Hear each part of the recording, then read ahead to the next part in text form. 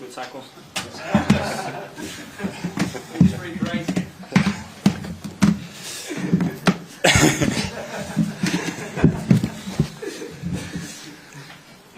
Good morning, everyone. Hope everyone's well. To any Ukrainian Joe, I don't think there's any Ukrainians in the room.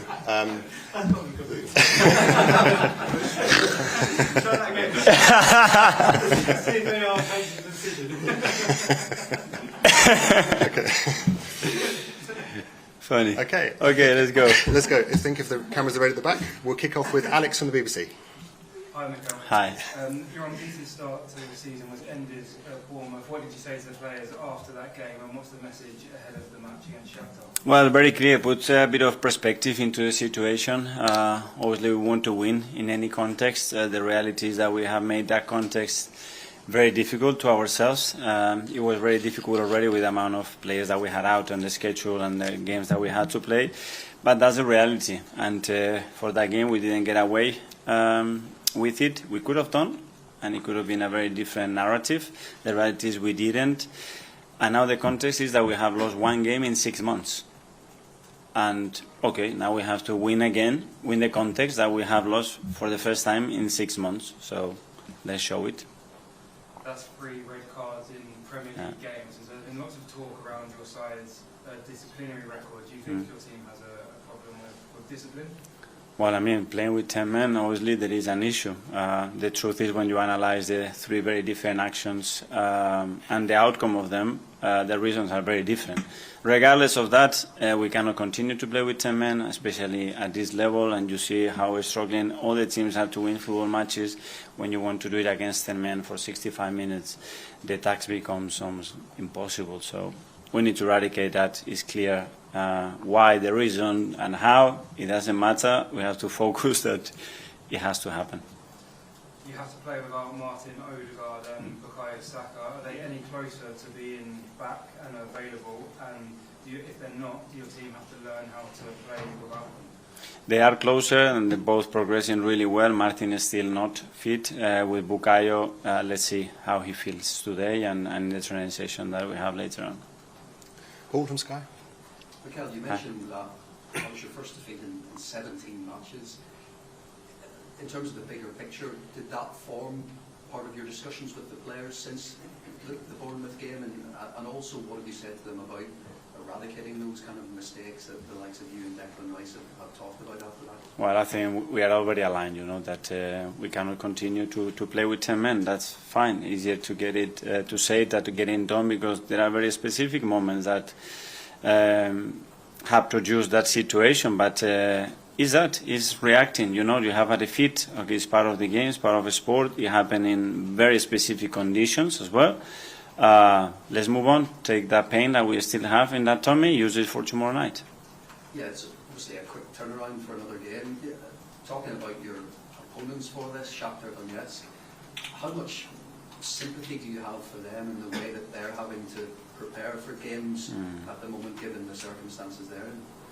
Yeah, obviously a lot of sympathy for the situation that they are in, and obviously, how can I imagine, especially speaking to Alex, how affects that situation not only to yourself but for the whole country, your families, the whole environment, and the incredible attitude that they are having towards the situation, and again the things that they have to put in place to be able to continue to play football matches at this level and compete in the way they do. It's remarkable, and we'll welcome them here tomorrow in the best possible way. And away from the Champions League, can I just double check, are you planning to appeal the William Saliba red card? And that's more, I leave that more to the club to understand the circumstances, and as well other examples that are very clear in the same position, and they will have to decide it. Ian, talk to what? Hi, Mikel. How are you? Very good, thank you. You mentioned there about Shakhtar and the way that they had to prepare, and I mean, it shows, doesn't it, that football is important, but actually it's not the most important thing in the world. No, clearly not, and especially when you're comparing with the situation that they are in. But as well, I think they have decided, to use football with a lot of positive things that brings to life. in a really powerful way, and I think it's remarkable the way they have managed and managing the situation and the unity of the country, and the capacity of a sport as well to bring joy to people's life, and that's something that we have to be very conscious of. You can't show any sympathy on the pitch, and after Saturday, I guess tomorrow is absolutely vital for you to go and win another football match and get another unbeaten 17-game, 6-month unbeaten run on track. Yeah, we have to start tomorrow, obviously. The desire is there. We want to desperately play these kind of matches, and we know, and the atmosphere is going to be terrific tomorrow night. So let's produce that and end the right to win the game. And last one from me. You mentioned discipline a couple of times and how you can't play football matches and win football matches with 10 men. Are you going to have to change the way, or are you going to have to ask the team to change the way they play them? Because you have had a lot of red cards since you've come to the club. Maybe that's because you wanted them to be more aggressive and to show a tougher side, but maybe they're going a little bit too far with that? Well, I think, for example, what happened in those 3 cases, nothing to do with aggression, in my opinion. But everybody's got his own opinion. We want to be super competitive when we are, and we show that is great. When you show it and it doesn't go your way and you lose, it's something else. It's part of the judgment. Simon, Evening Standard. Mikel, can I just ask you, is you and Timber close to playing tomorrow? And if not tomorrow, do you think you will be back to Liverpool then? I think it's going to be close. Obviously, we have to see how he deals with training with the whole group, because he hasn't done that yet. But he will be pretty close, hopefully. And what's the issue with it? Is it something to do with the knee injury before, or is it something different to? No, it was a muscular injury. And can I just ask as well, obviously, with fans at the moment, there's a lot of sort of clamour and hype around Ethan getting more minutes, given what they've seen off the bench and the cameos. How difficult is it for you when you've got a talent like that who's 17 to sort of say, I'll just throw you in from the start playing, and also to try and hold you back given he is a teenage boy? I think it's identifying moment, understanding where he is, where the team is, and what is the optimal moment to throw a player in that context. He's already done a lot in a very short period of time, so let's take it step by step and make sure those steps are consistent and can allow him to grow in the manner and form that we want him in the team. Claire? Hi, Mikel. Hi. On Saturday, you changed your midfield setup a bit. You had that thing going with Leo and Kai up top, and you changed it to bring Mikel into midfield. I know it's kind of difficult to analyse because after half an hour, obviously, the game changes. But how did you think that was going before the red card? Well, it was different, obviously, because Leo has been playing more centrally, but Gavi, obviously, he had a calf issue with the national team, and he came back and he wasn't fit enough to start the match, and especially what happened last year, when a similar circumstance, we lost him for 5 or 6 weeks, and we didn't want to do that, so we have to adapt that, and meant that we have to adapt as well our midfield, and there are options. Very difficult to have a proper assessment, because I expected the first 15-20 minutes of Bournemouth away to be in a certain way that planned to, and we have to let the brownie settle a little bit to see a little bit more things. But yeah, there are different and new connections that obviously with the injuries that we have to try. It's like the first time we played Leo and Kai, I heard a lot of things that we're playing 4-4-2 and this connection, and then it was flowing and it was magnificent. So things need time in terms of unit connections, and probably yesterday or the other day's game is not the best one to analyze and take a lot of things from it. Just one on Alex as well. It's obviously a big game for him tomorrow. Yeah. He played just 10 minutes since the first weekend of the season. I know he's had an injury which just gets him out for a long time, but how has his role changed now? Because there's obviously so much competition for places in the fullback position, and he was so important when he first came in. And maybe he, at least from the outside, it seems like his influence on the team is diminished slightly. But how big a role does he still have to play for you going forward? Yeah, hopefully a big one. Obviously, we need him fit. Availability is a big factor to maintain consistency. And obviously, last year we had quite a lot of issues with that. And the start of the season again, hopefully he's now fit. We can start to use him. He can start to impact the team in the manner that he can, which is really powerful as well. And that's what we're hoping. Art? Hi. I know you spoke about Jack a little bit last week. I was just wondering, I think he was joining your coaching staff in the September international break when there was, I guess, less international players around. And I was wondering, in that men's coaching setting, what you might have saw from him. Did you see anything you liked from him? Well, obviously that's a collaboration that we had. The same with Mehmet. Every time that we are dealing with a lot of academy players, and he was involved. He's been great in everything, you know, in terms of supporting the first team, in terms of bringing ideas, in terms of collaborating with anything that we wanted. I know him. We play together. We have a good relationship, and yeah, let's see. And in terms of, I guess, coaching first team players and academy players, is the skill set a little bit different? What you might need to give to an 18-year-old compared to a 25, 26, 27-year-old? Yeah, but every player is different at the end, and every nationality and the education and culture that each of them have is different. But Jack is very experienced because he's played in the game for such a long time. So you have to have that skill as well to connect with your teammates and with your coaches, and they are all different ages, different backgrounds, different nationalities, and I think that's a big strength of him. Okay, guys, that finishes the live section. We'll now go to 10:30 tonight. We'll kick off with John.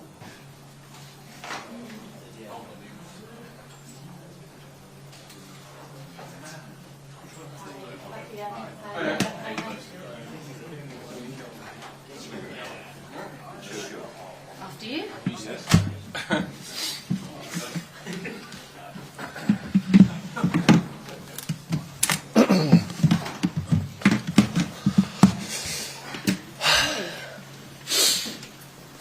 Everyone ready? Moose, should we start with you? Why not? Hi. How are you? Good, thank you. Good. First question is going to be, won everything pretty much to win international level with Spain, apart from the World Cup. What would it mean to win the Champions League this season at Arsenal? Well, good morning everyone. First of all, sorry for my English, I'll try my best. Hopefully you can understand it. But yeah, I've been lucky enough to win a lot of trophies in my career with the national team as well, and I know the feeling, and it's something that you cannot compare with anything else.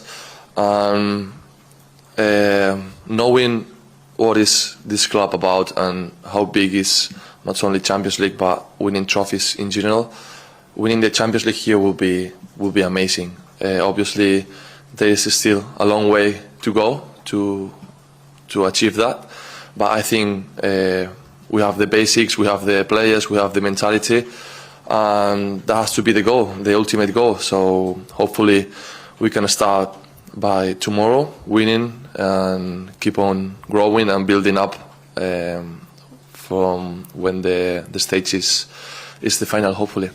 You mentioned that winning mentality you've got. Arsenal haven't won the Premier League in 20 years, never won Champions League. What can you bring because you're used to winning? So what can you bring to a team because you're used to winning that they didn't already have? Well, I don't know. I think we have a pretty complete team, a pretty complete coaching staff as well. They all have that winning mentality as well. They might not have the experience yet because we also have a really young team. And as I said before, I'm luckily had some experiences where I won.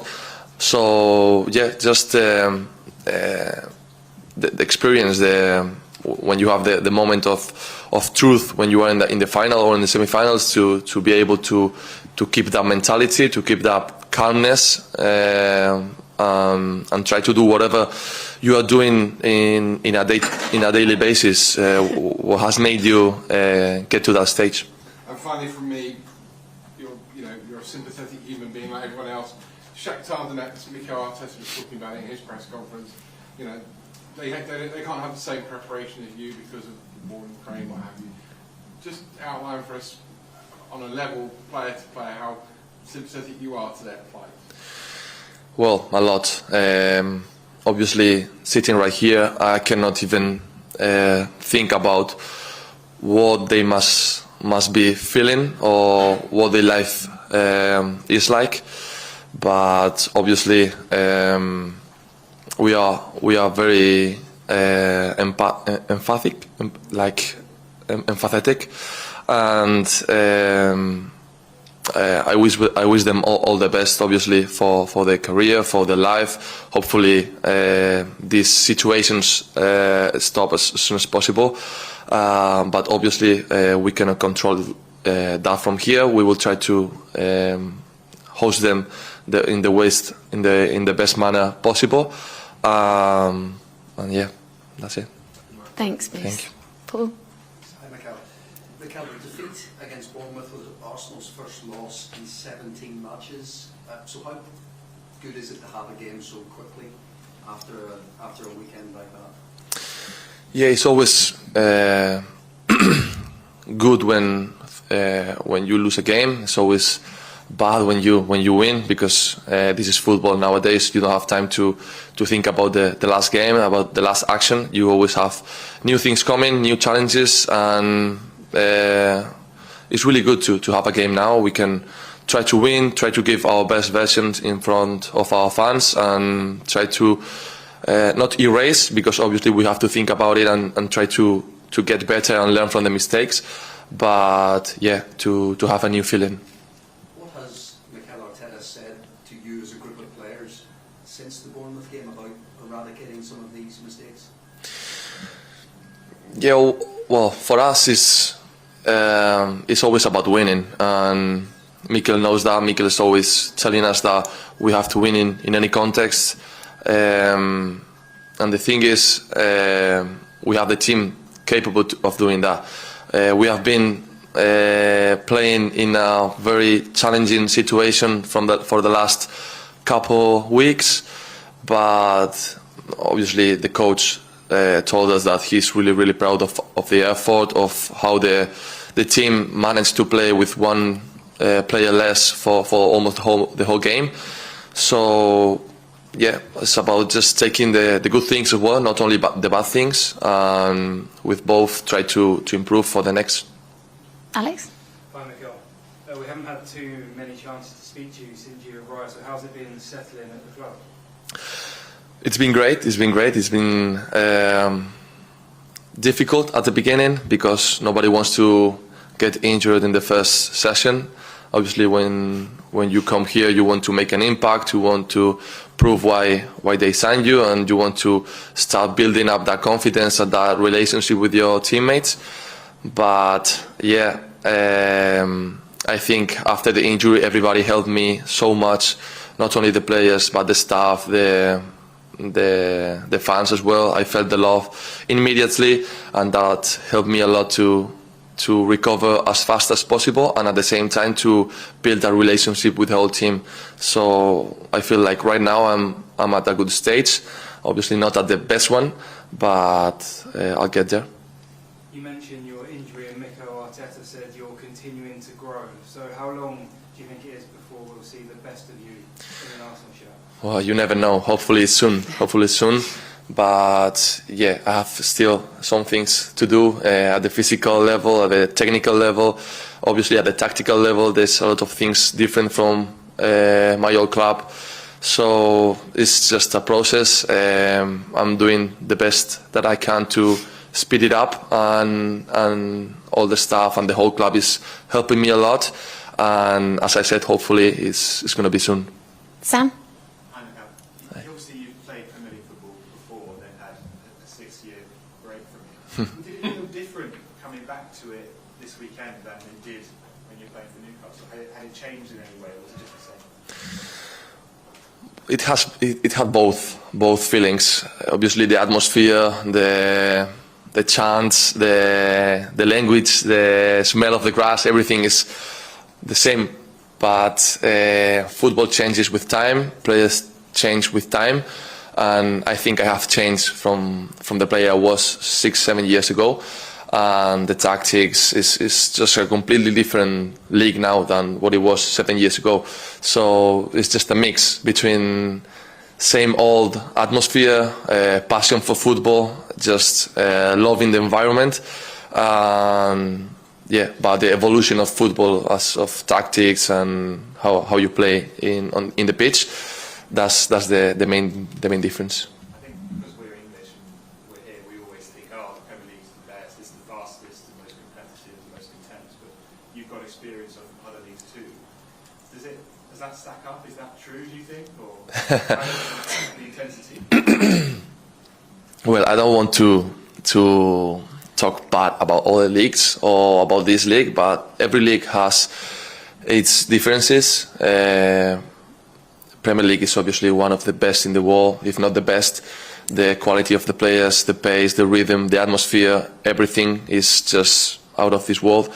And honestly, I'm really glad to be here, to be playing against the best teams, against the best players. That's what we want as a competitor, to play the best, to be the best. And hopefully this year I can enjoy a lot, and learn and grow, and for the future be an even better player. Simon? Mikel, the sort of stats we saw before you came here had you sort of top in Europe, sort of tackles won, headers, duels. Is that something that 6-7 years ago you were always doing, or is it something over your career you targeted and said, well, this is what I'm going to make my best attributes, and something you worked at to get there? As I said before, I think players change with age, with experiences. Obviously, I'm not the same player now that what I was when I was 18 or 19. I've been evolving my game, and I think when I was 18 or 19, I didn't have this physical level. When you mature, when you grow, when you start working and training, you get better in the physical aspect and at the tactical as well. So I think I've always had the mentality of trying to win every duel, but now I feel more prepared physically to do so. So yeah, as I have said in a couple of interviews before, I'm not promising I'm going to win every duel, that's for sure, but I can promise I will try to fight for every duel like it's the last one. So that has been my mentality forever, and that's the mentality I will still have in the future.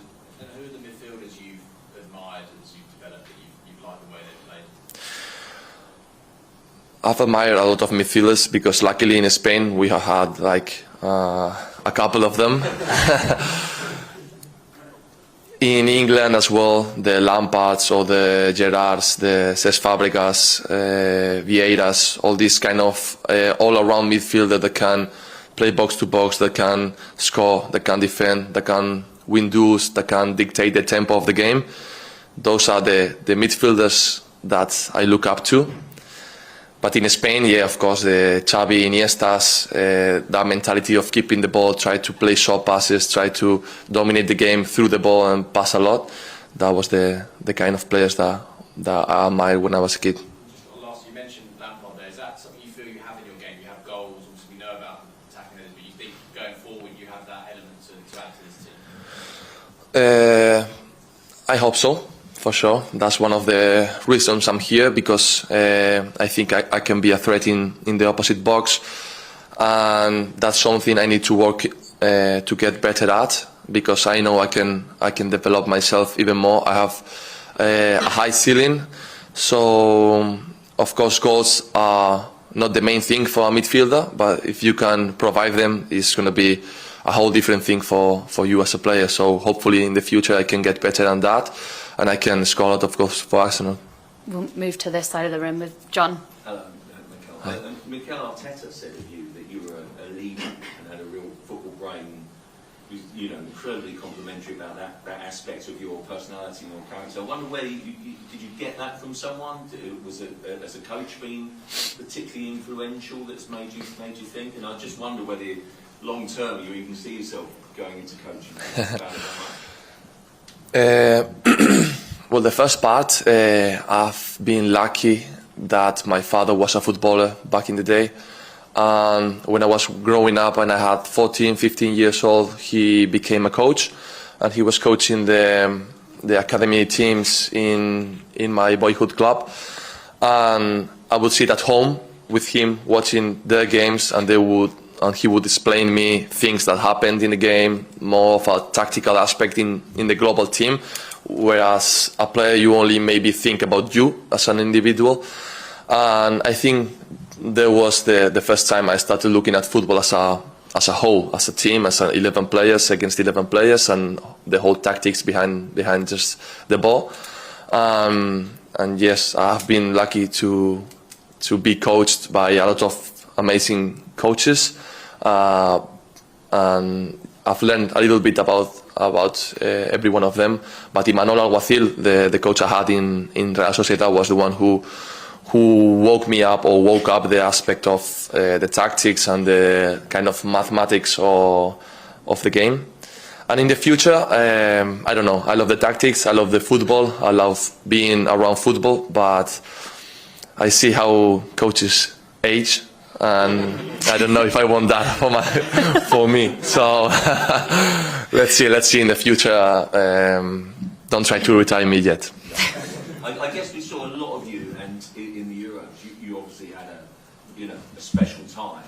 How much of a big point in your career was that, and sort of as a learning experience? I mean, partly you broke our hearts, but you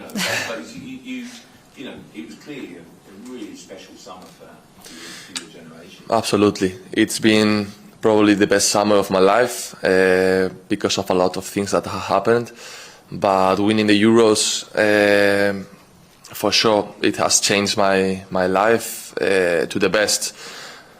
In the football aspect as well, signing for Arsenal, winning the Euros is amazing. It has been a dream come true. I grew up watching the Xavis and Iniestas that I told you guys just a minute ago, winning World Cups and Euros, and you thought about them as legends, and now you are the one winning a Euro, so it's just kind of crazy to me, but it's just amazing, amazing feeling. Nick? Hi, Mikel.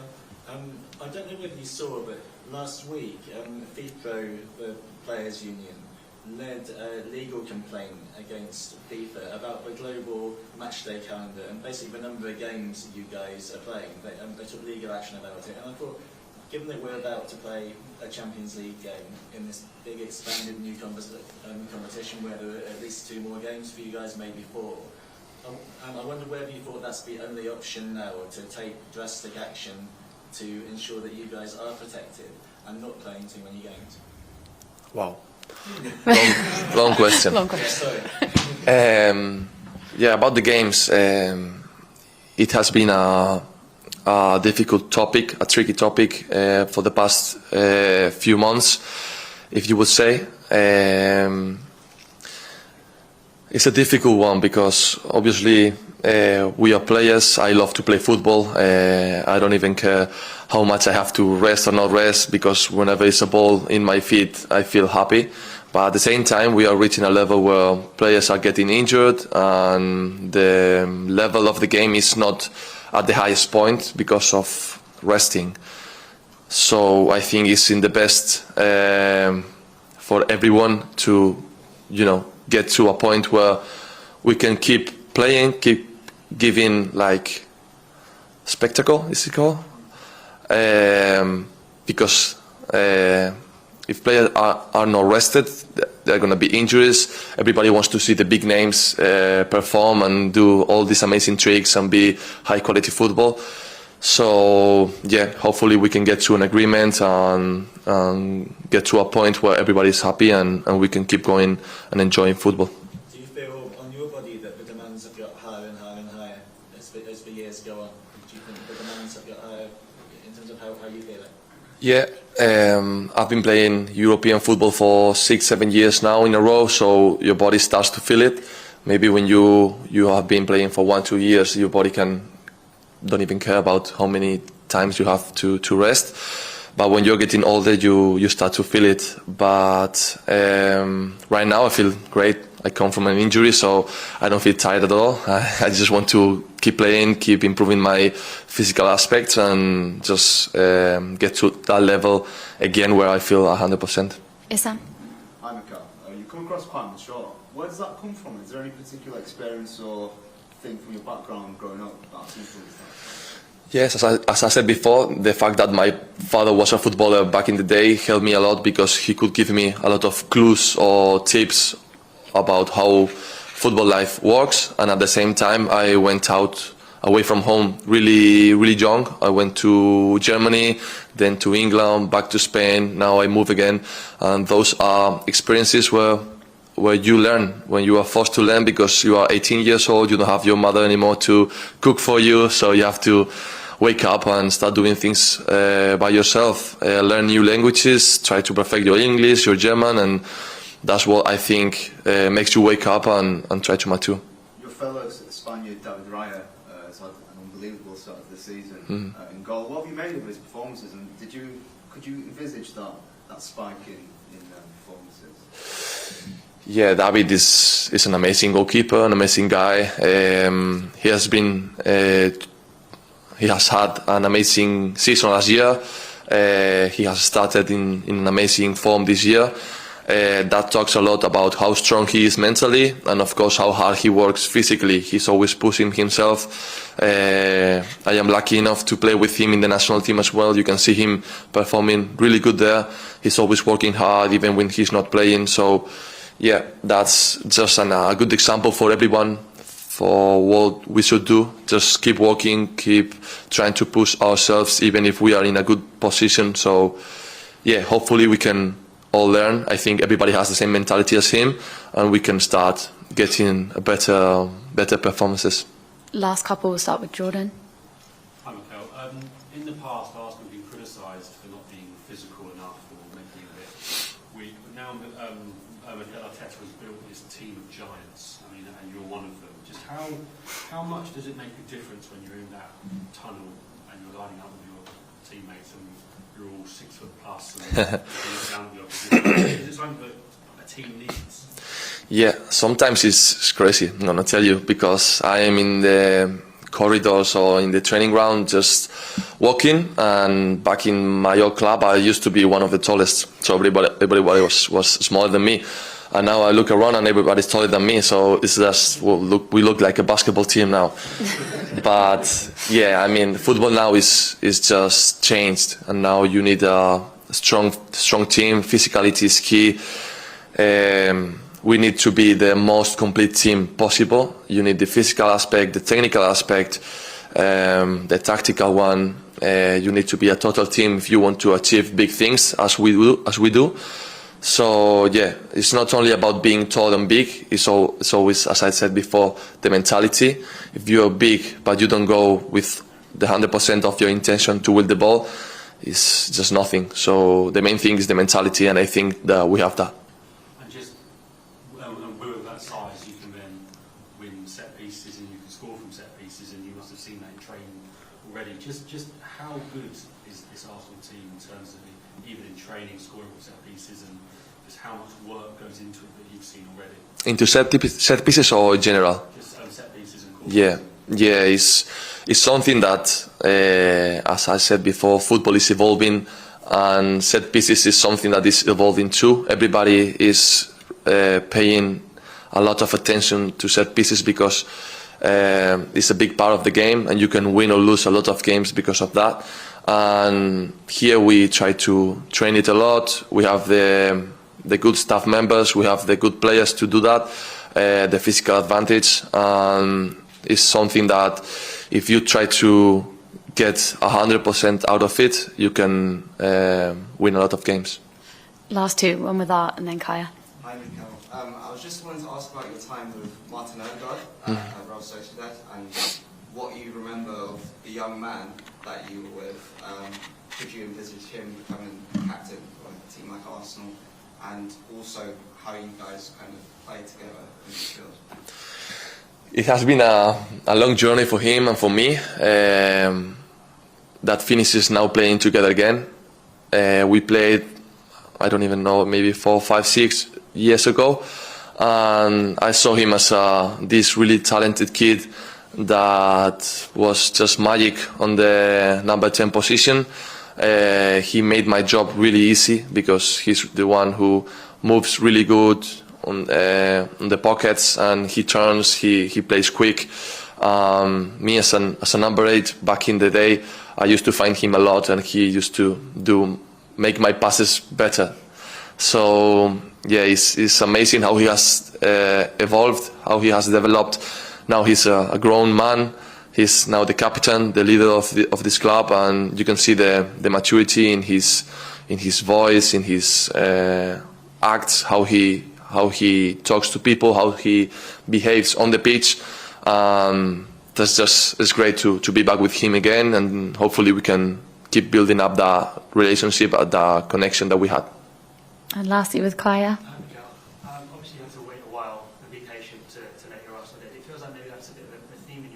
in the sense that you went to Germany and stayed early on, you had to maybe wait to get your chances at Newcastle, and then Sociedad it took a little while, and then in the summer it took ages for this move to be completed. Do you think that's made you more hungry, and do you think that's helped you throughout your career, having that patience, and then right now to make you more hungry to achieve with Arsenal? I don't think it has made me more hungry, because I've always have that hunger to achieve goals, to win, or not to lose. Call it whatever. I'm a really bad loser. I don't like losing at anything. So the hunger has always been there, and now I am surrounded by people that has the same hunger, that want to win at all costs, that want to not only win but do it in the best way possible. And that's something that motivates me. That's something that gives me the belief that we can do it. We can win big things. There's a long way to go still, but I think we have the capacities, and we have the players, the mentality, and I'm really happy to be around people that feel the same way as I do. Cool. We'll end it there. Thanks, guys. Thank you. Thank you. I was about to say you're in Thank your you. bag. No, I was getting tired at the end. My brain wasn't working anymore. Scarlett will confirm it's way better than my Spanish. It's way better. Thank you. Thank you, guys. Thank you, guys. Thanks so much. See you Good all luck tomorrow. tomorrow. Good luck tomorrow. Thank you. Your Spanish not bad.